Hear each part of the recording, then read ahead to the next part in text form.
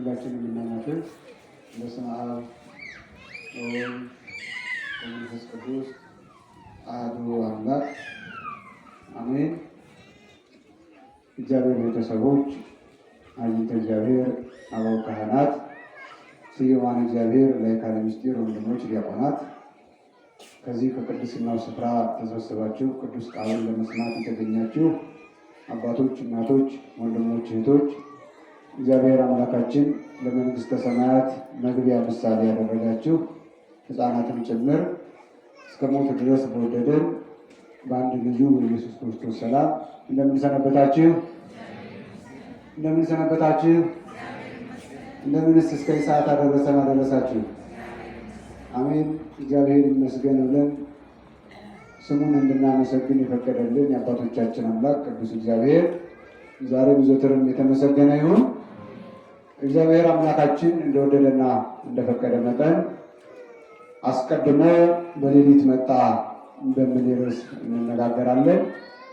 ኃይለ ቃሉን የምናገኘው በዮሐንስ ወንጌል በምዕራፍ 3 ከቁጥር 2 ላይ ሲሆን ኃይለ ቃሉን የጻፈልን እንዳልነው ከሌሎች ሐዋርያት በተለየ መልኩ ከሌሎች ወንጌላውያን በተለየ መልኩ ይህንን ኃይለ ቃል በልዩነት አስፍሮ የምናገኘው ፍቁረ ጊዜ የምንለው ቅዱስ ዮሐንስ ነው።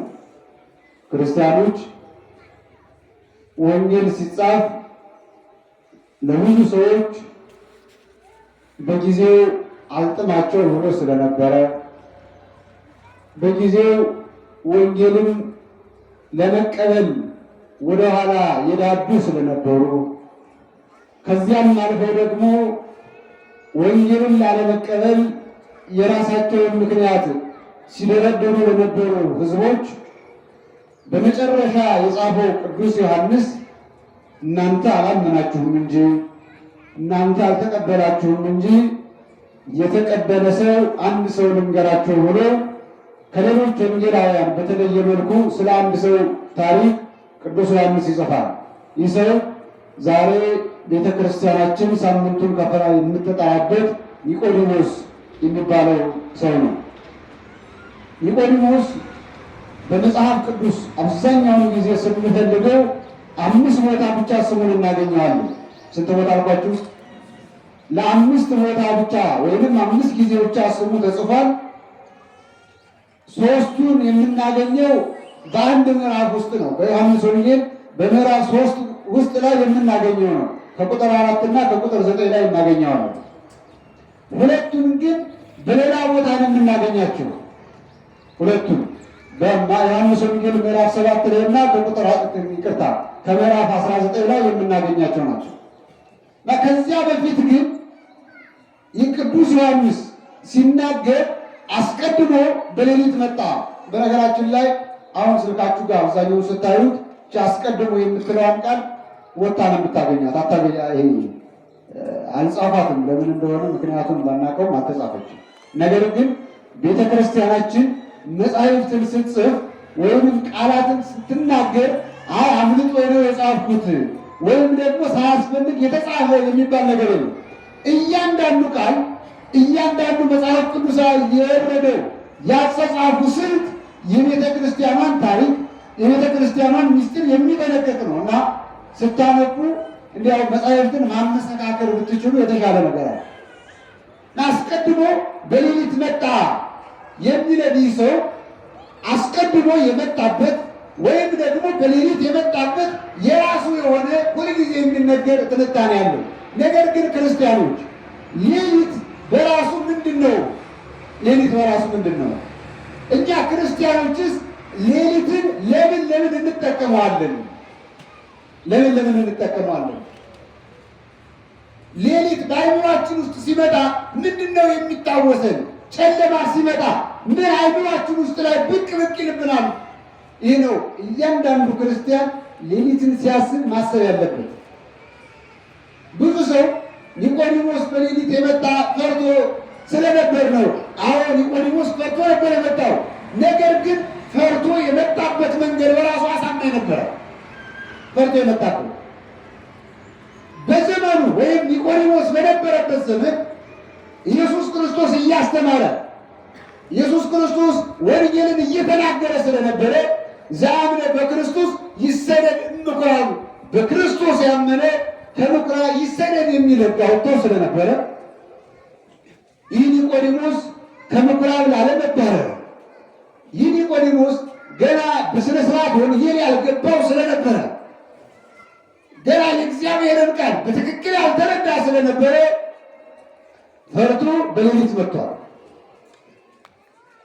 ይሁንና ለሰው ልጆች ግን ሌሊታቸው ሌላ ነው።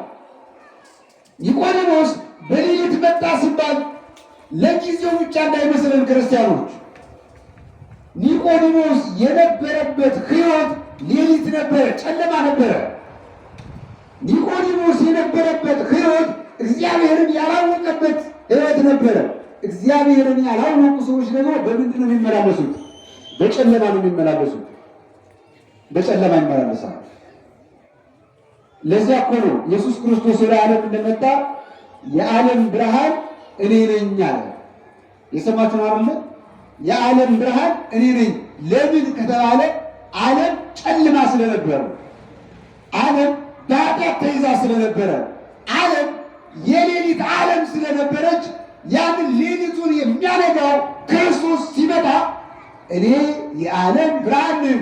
ስለዚህ ኒቆዲሞስ ወደ ክርስቶስ ሄዶ የክርስቶስን ብርሃንነት እስከሚያደርስ ኒቆዲሞስ በጨለማ የነበረ በሌሊት የነበረ በአይሁድ አጓጉል ስርዓት የተያዘ ከንቱነት አይምሮ ውስጥ የሞላ ፍርሃት የሚስማማው የሚፈራ ስለ ነገረ ክርስቶስ ሳይሆን ስለ እርሱ መሰደድ የሚያስብ ሰው ነበረ። ሌላው ኒቆዲሞስ የነበረበት ያ ስልጣኑ ሌሊት ነበረ። ኒቆዲሞስ የነበረበት ኒቆዲሞስ ሶስት ነገሮች አሉት። በነገራችን ላይ ስንት ነገሮች? ሶስት ነገሮች። ኒቆዲሞስ ሊቅ ነው፣ መምህር ነው። የአይሁድ መምህራቸው ስትሆን ብሎ ክርስቶስ ሳይቀር መምህርነቱን መስክሮለታል። ኒቆዲሞስ የአይሁድ አለቃ ነው። ምንድን ነው አልኳችሁ? የአይሁድ አለቃ ነው ኒቆዲሞስ። ሌላው ኒቆዲሞስ ባለጸጋ ነው፣ ሀብታም ነው። ስንት ነገሮች አሉት ማለት ነው? ሶስት ነገሮች አሉት። እነዚህ ሶስቱንም ነገሮች ለከንቱነት ይጠቀምባቸው ስለነበረ ለኒቆዲሞስ ብልጽግና፣ ለኒቆዲሞስ እውቀት፣ ለኒቆዲሞስ ስልጣን ጨለማዎቹ ነበሩ፣ ሌሊቶቹ ናቸው። እና አስቀድሞ በእነዚህ በሶስቱ ጨለማዎች እያለ በሶስቱ ኃጢአቶች ውስጥ ወይም የኃጢአት ምክንያቶች በሆኑ ነገሮች ውስጥ እያለ ነው ወደ ክርስቶስ የመጣ። ክርስቲያኖች እኔና እናንተስ የመጣ ነው ከየት ነው የመጣ ነው? ወይስ የመጣ ነው እንደ ኒቆዲሞስ ነው ወይ? ብርሃንን ፍለጋ ነው ወይ የመጣ ነው? ያለንበት ጨለማ እንደሆነ ሳምነናል ወይ? ያለንበት ኃጢአት እንደሆነ ያልሆነ ነገር እንደሆነ ተረድተናል ወይ? አስቀድሞ መረዳት የሚያስፈልገው እሱን ነው። ለዚያ ነው ኒቆዲሞስ አስቀድሞ በሌሊት መጣና አንድ ነገር አምኗል። ምን እንደሆነ? የእርሱ መምህርነት ከንቱ እንደሆነ፣ ክርስቶስ ደግሞ ትክክለኛ መምህር እንደሆነ ስላወቀ መምህር ሆይ ከእግዚአብሔር ተልከህ የመጣህ እንደሆንክ እናውቃለን። አሁን ኒቆዲሞስ መምህር ሆኑ ማንን መምህር ብሎ ጠራው? አሁን ኒቆዲሞስ የአይሁድ መምህር ነው፣ አይሁድ እንደማስተምረው፣ አንተ ግን ተልከህ የመጣኸው ከእግዚአብሔር ነው አለ። ኒቆዲሞስ የብርሃን ይሄ በመምህርነት ጨለማ ውስጥ የተያዘበትን መንገድ እያስለቀቀ መጣ። እያስለቀቀ እና ለኒቆዲሞስ ሌሊቱ እሱ ነው። ለእኛ ደግሞ ሌሊታችን እድሜያችን ሌሊታችን ነው። ለዚያ ነው አብዛኛው ሰው በእድሜው ያመካል። ሕፃን እያለ እንተ ሕፃን ነህ እኮ ለምን ትጾማለህ? ምን ታደርጋለህ? ቤተክርስቲያን ትረብሻለህ ብላ ልጃችንን ከቤተክርስቲያን እናስቀረዋለን። ስለዚህ ሕፃንነቱ ምን ሆነበት ማለት ነው? ለዚህ ልጅ ሌሊት ሆነበት ማለት ነው።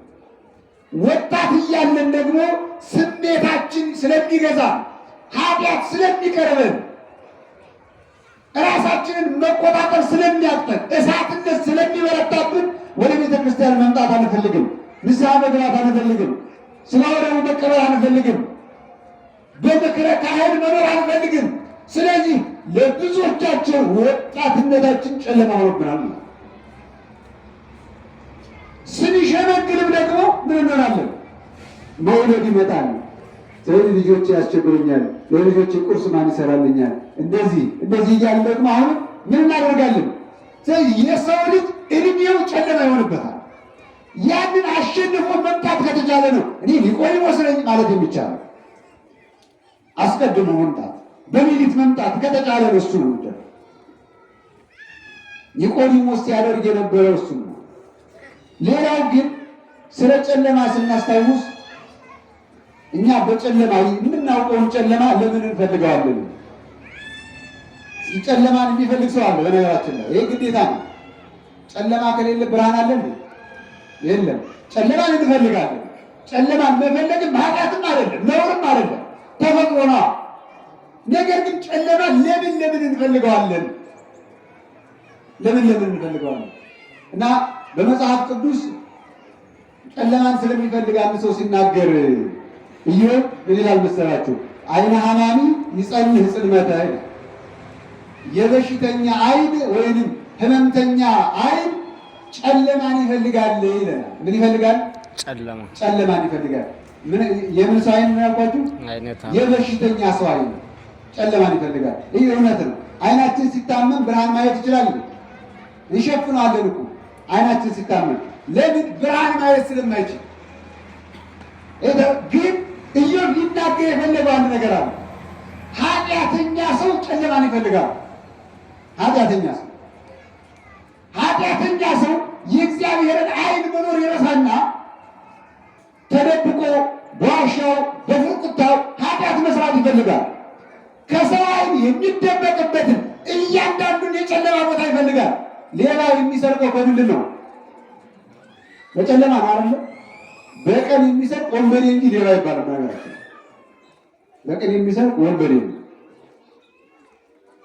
ሌባ ሌሊት ይጠብቅና ይሰርቃል። ሌሊት ጠብቆ ቤታችንን ያመዘብረዋል። ሰዎች በተኙበት ሰዓት ላይ ይመጣል ሌባ። ቀማኛ ሰው በሌሊት ነው የሚመጣው። ክርስቲያኖች እንደዚሁ ዝሙት የሚሰራስ በቀን በአደባባይ ይሰራል። ምን ነው የሚጠብቀው? ጨለማን ይጠብቃል። ኃጢአተኛ ሰው ወንጀል ለመስራት ጨለማን ይጠብቃል። ጨለማ ስንል ይህ ከምሽቱ 12 ሰዓት እስከ ጠዋቱ 12 ሰዓት ያለው ብቻ እንዳይመስል። ቤታችንን ስንዘጋም ጨለማ። ጉቦ የሚቀበል ሰው በግልጽ ይቀበላል።